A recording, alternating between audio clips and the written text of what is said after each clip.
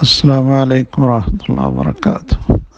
فضیلۃ الشیخ المحدث الامام الالبانی رحمہ اللہ رحمۃ واسعہ، ان کی جہود پر ایک مختصر سی نظر بہت ہی فاضل اور لائق فائق دوست حافظ محمد طاہر صاحب نے ڈالی ہے۔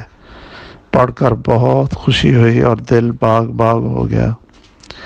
اس میں کوئی شک نہیں ہے کہ محدث البانی رحمہ اللہ رحمۃ واسعہ اپنے دور کے امیر المؤمنین فی الحدیث تھے اور منہج سلف کو اجاگر کرنے والے تھے، اور انہوں نے علوم حدیث تو پہلے موجود تھے، لیکن علوم حدیث کی جو تطبیق ہے احادیث کے اوپر، اس کا احیاء کرنے میں انہوں نے تجدیدی کارنامہ سر انجام دیا ہے۔ تو وہ علوم حدیث کے تو مجدد نہیں ہیں، یہ تو خیر ہم نہیں کہتے، علوم حدیث تو پہلے موجود تھے، لیکن جتنے بھی علوم حدیث ہیں، وہ علل ہے، وہ رجال کے علم ہے، اور حدیث کے متعلقہ جتنے بھی علوم ہیں حدیث کی تصحیح اور تضعیف میں، اور کبار ائمہ کے جو نصوص ہیں، ان کو نکال کر شیخ البانی رحمہ اللہ نے علوم حدیث کی جو تطبیقی انداز تھا کسی حدیث پر حکم لگانا اور کون سا حکم لگانا، اس میں بلا شک وہ ایک مجدد کی حیثیت سے اللہ نے ان کا انتخاب کیا ہے۔ تو میں جب مکہ مکرمہ میں جمعہ کے لیے حاضر ہوتا ہوں اور بیت اللہ سے جب یہ صدائیں نکلتی ہیں، خطبہ دینے والے دکاترہ اور ائمہ حرمین وہ جب آواز نکالتے ہیں، کوئی حدیث پڑھتے ہیں، تو وہ ان کی آواز دنیا کے کونے کونے پہ جاتی ہے، اور وہ صرف یہ کہتے ہیں کہ ھذا الحدیث صححہ الالبانی، حسنہ الالبانی۔ اور یہی منظر مسجد نبوی کے اندر بھی دیکھا ہے کہ مسجد نبوی کا امام مصلی رسول پہ کھڑے ہونے والا، اور ڈاکٹر بھی ہے، صاحب علم و فضل بھی ہے، مفتی بھی ہے، قاضی بھی ہے، اس کی شہرت بھی ہے، لیکن علم کا اعتراف کرتے ہوئے اور شیخ البانی رحمہ اللہ کی تحقیق پر اعتماد کرتے ہوئے وہ بھی صرف اتنا کہتے ہیں صححہ الالبانی و حسنہ الالبانی۔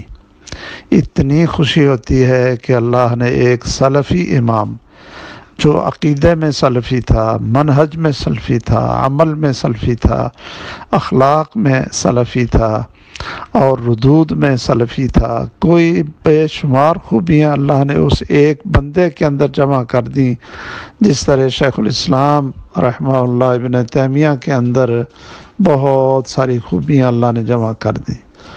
تو مجھے یہ فاضل دوست اور بہت ہی محترم و مکرم سماحت الشیخ حافظ محمد طاہر حفظہ اللہ وسلمہ وبارک فی علمہ وعملہ وکلل جہودہ وتقبل مساعیہ وشکر جہودہ وجعلہ فی میزان حسناتہ، بہت عمدہ اور معتدل تبصرہ کیا ہے۔ اللہ تعالیٰ ان کی زندگی میں زیادہ سے زیادہ برکت فرمائے۔ اور میں نے بھی اس میں یہ صرف اتنی بات میں نے شیئر کر دی، یہ مجھے بہت اچھی لگتی تھی جب مکہ، مدینہ اور دوسری پورے سعودیہ کی مساجد میں امام خطبے دیتے اور یہ کہتے ہیں کہ ھذا الحدیث صححہ الالبانی رحمہ اللہ، ھذا الحدیث ضعفہ الالبانی رحمہ اللہ، ھذا الحدیث حسنہ الالبانی رحمہ اللہ۔ اور جو پوری دنیا میں جون سی یونیورسٹیاں ہیں، جب ان میں مقالے لکھے جاتے ہیں اور وہاں حدیث پہ حکم لگانے کا ذکر آتا ہے، تو صرف اسی پر اکتفا کر دیا جاتا ہے کہ صححہ الالبانی۔ کیا اس سے بڑھ کر اللہ کسی آدمی کو شہرت اعتماد دے تو کتنا بڑا اعزاز ہے۔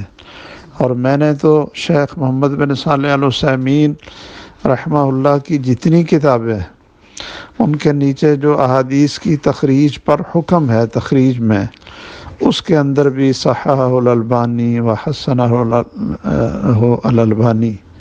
اور ہمارے بر صغیر میں پاکستان میں بھی آپ دیکھیں ڈاکٹر فضل الہی صاحب ہیں، اپنی کتابوں میں بس وہ یہ کہتے ہیں صححہ الالبانی و ضعفہ الالبانی۔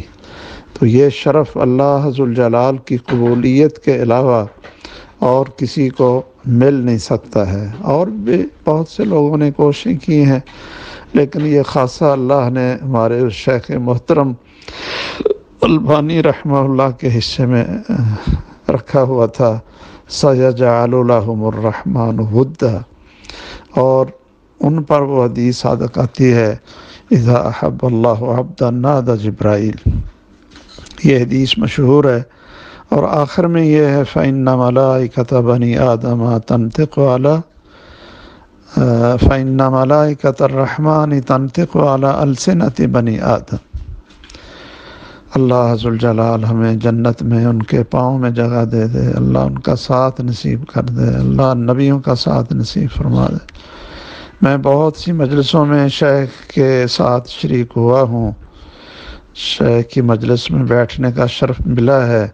شیخ کے بیٹے کی وجہ سے جب وہ جامعہ اسلامیہ میں کلیۃ الحدیث میں پڑھتے تھے تو شیخ کو وہاں آنے کی اجازت ملی، تو وہ پھر ان کا بیٹے نے ہمیں دعوت دی، تو 3-4 دفعہ پھر ہم شیخ البانی رحمہ اللہ کی مجلس میں گئے اور سوال جواب اور ان سے ہم نے استفادہ کیا تھا۔ تو حقیقت ہے کہ اس طرح کے لوگ صدیوں بعد پیدا ہوتے ہیں اور پھر چلے جاتے ہیں، اور پھر ان جیسا کوئی نظر نہیں آتا۔ ہزاروں سال نرگس اپنی بے نوری پہ روتی ہے، بڑی مشکل سے ہوتا ہے چمن میں دیدہ ور پیدا۔